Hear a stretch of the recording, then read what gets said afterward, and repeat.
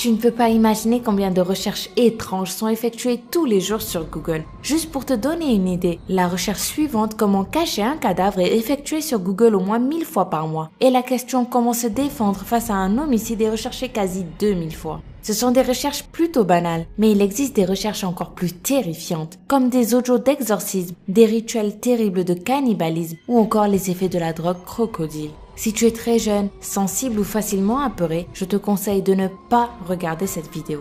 Mais si tu veux vraiment le faire, je t'avertis que tu es responsable de tout ce qui va t'arriver si tu décides d'effectuer ces recherches. Si tu as du courage, tu vas découvrir maintenant les 7 recherches que tu ne dois jamais faire sur Google. Les rituels du cannibale de Rothenburg.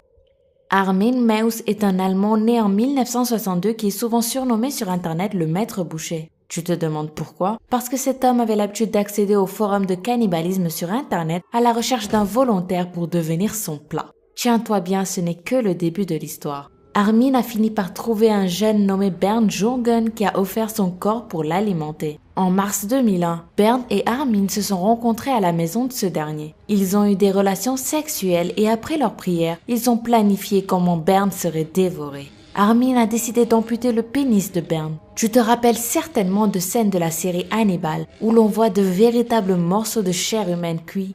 Armin a fait la même chose. Après avoir sectionné le pénis de Bernd, il l'a cuit dans une poêle avec de l'ail et du poivre et ils l'ont ensuite dégusté tous les deux ensemble. Je vais m'arrêter ici car la suite est horrible. Les images de ce rituel ont été enregistrées par Armin. Un conseil, ne cherche pas ça sur Google. Enregistrement macabre.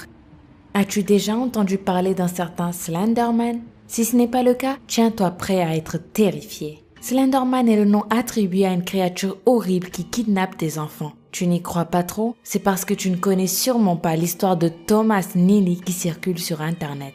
En 1989, ce père de famille a envoyé sa fille Jessica jouer avec quelques amis du voisinage. Sauf que Jessica n'est jamais rentrée. Quand il appela les voisins pour avoir des nouvelles, on lui apprit que pourtant, sa fille était déjà partie depuis une bonne demi-heure. Le trajet à la maison est en cours, Jessica était censée rentrer depuis un bon moment. Inquiet, Thomas est sorti pour chercher sa fille dans une forêt proche de la maison. Et là, une surprise terrifiante l'attendait. Slenderman en personne. Effrayé, le père courut aussi vite qu'il pouvait au poste de police pour raconter ce qu'il venait de voir et un enregistrement de son témoignage fut fait. Cet enregistrement est terriblement choquant. Si tu as assez de courage pour l'écouter, je te recommande d'utiliser des écouteurs et de t'apprêter à ne pas dormir cette nuit. La malédiction du nombre 13.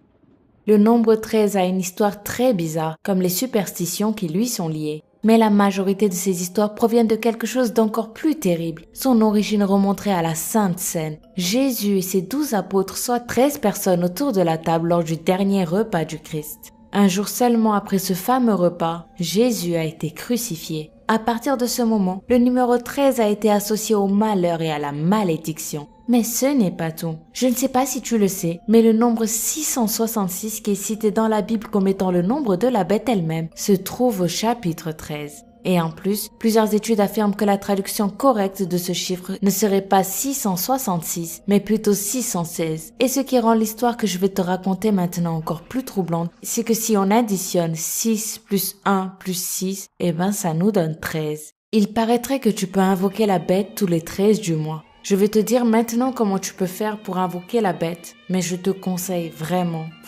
de ne jamais essayer. Pour faire appel à la bête, tu dois regarder ton reflet dans un miroir dans une salle obscure à 3 heures du matin. Une fois que tes yeux se seront adaptés à l'obscurité, tu dois maintenant répéter 3 fois la phrase « Oui, le 13, je suis là ». J'imagine ta tête complètement incrédule en ce moment et je pense que tu ne vas certainement pas t'amuser à faire ça. Mais si tu es curieux et que tu veux savoir ce qui est arrivé aux quelques personnes qui ont essayé, il suffit de faire quelques petites recherches sur Google. Le nid de serpent. Tu as certainement l'ophiophobie si ces scènes sont insupportables pour toi. Cette phobie concerne ceux qui ont peur des serpents. Tu sais de quoi je parle? Imagine quelle serait ta réaction si tu tombais dans un nid plein de serpents.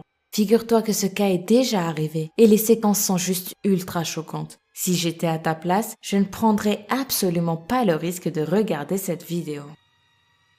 Crocodile. As-tu déjà entendu parler de la drogue crocodile? Cette drogue est apparue en 2002 dans l'est de la Russie et de la Sibérie. Elle s'est répandue rapidement de plus en plus auprès des jeunes Russes, surtout ceux issus des classes défavorisées. Ils trouvent dans cette drogue le moyen d'échapper à leur quotidien. Son succès, cette drogue le doit à sa facilité d'acquisition et à son prix très bas par rapport à d'autres drogues comme l'héroïne.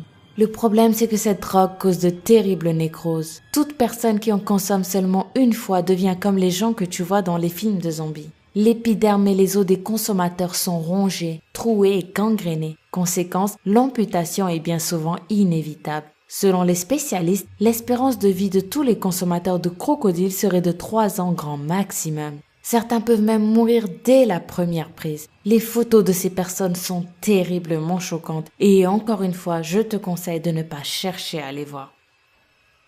L'exorcisme d'Anneliese. L'histoire de l'exorcisme d'Anneliese Michel est vraiment tragique. Cette jeune Allemande est morte de faim et de soif après avoir subi de nombreux exorcismes, mais personne ne sait si son cas relevait de la possession démoniaque ou de la schizophrénie. Pendant des années, Anneliese a été victime de violentes convulsions. Des visages diaboliques apparaissaient plusieurs fois par jour et elle entendait des voix qui lui assuraient qu'elle allait aller en enfer. Sa famille très religieuse a demandé l'aide de 2 prêtres exorcistes et ces derniers ont pensé qu'elle était possédée par un démon. Ils ont donc effectué 67 rituels d'exorcisme en 10 mois sur la pauvre Anneliese. Tout au long des séances qui duraient 4 heures à chaque fois, Anneliese déchirait ses habits, buvait son urine, mangeait des mouches, des araignées, du charbon et des têtes d'oiseaux morts. Tu peux trouver les audios originaux des séances d'exorcisme d'Anneliese sur internet et crois-moi, ils sont vraiment bizarres et horrifiants. Tu ne vas certainement pas aimer entendre ce genre de choses. L'édifice Joelma. Le cas de l'édifice Joelma est l'une des histoires les plus tristes et les plus terrifiantes de la planète. Le 1er février 1974 à Sao Paulo au Brésil, un incendie s'est déclaré, une tragédie qui a causé la mort de 191 personnes et de plus de 300 blessés. L'incendie a été causé par un court-circuit dans un climatiseur au 12e étage d'un immeuble à 8h45 du matin. À partir de 10h du matin, des corps ont commencé à tomber devant les caméras. Et si tu cherches sur Google, tu peux trouver des vidéos qui montrent l'incroyable accumulation de cadavres tombés en seulement quelques minutes. Jusqu'au moment où je te parle, 13 personnes qui ont été brûlées vives dans l'ascenseur n'ont jamais été identifiées et ont été enterrées les unes à côté des autres. Si tu as le courage d'effectuer des recherches sur ce sujet, ce que tu vas voir va certainement t'ôter le sommeil et te perturber. Mais bon, comme je te l'ai dit au début de la vidéo, le choix t'appartient. Dis-moi en commentaire si tu as déjà effectué l'une de ces recherches sur Google. Laquelle as-tu eu le courage de faire? Si tu as aimé cette vidéo, n'hésite pas à mettre un gros pouce bleu et je te dis à demain pour une nouvelle vidéo. Bye bye!